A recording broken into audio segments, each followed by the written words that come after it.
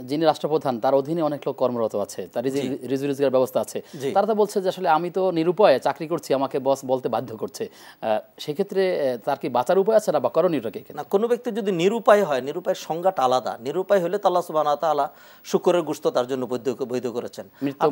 আপনি নিরুপায় কিনা সেটা আলাদা নির্ধারণ করতে হবে। এই চাকরিটা করতে আপনি বাধ্য নন, এই চাকরি আপনাকে করতে হবে না। হ্যাঁ, আপনার এমনও হতে পারে যে আমার দুনিয়া চলে যেতে পারে, যদি এমন হয় যে একটা মিথ্যা কথা, একটা মিথ্যার কারণে কত মানুষকে মানে ফাঁসি দেওয়া হয়েছে। মিথ্যা সাক্ষী যে দিল 2টা টাকার কারণে, কোনো কারণে, সে কি দুনিয়াতে শাস্তি পায় নাই? আমরা তো এদেরকে ঘুরে ঘুরে দেখেছি, দুনিয়াতে শাস্তি পেয়েছে, আর কিয়ামত তা তো রয়েছেই।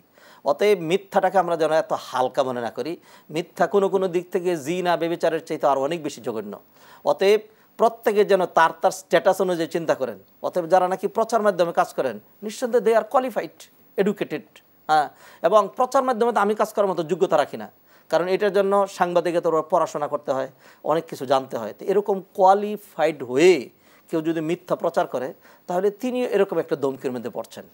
আবার চাকরি প্রমোশন নেওয়ার জন্য মিথ্যা বলে বসকে খুশি করে, যে নানা রকমভাবে চিন্তা করা, সেটা তাহলে আরও জঘন্য।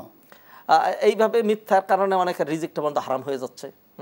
মিথ্যার কারণে তার সারাটা জীবন অশান্তির হয়ে যাচ্ছে। মিথ্যার কারণে তার ছেলে মেয়ে, তার পরিবার নষ্ট হয়ে যাচ্ছে। আল্লাহ তাআলা আমাদের বোঝার তৌফিক দান করুন।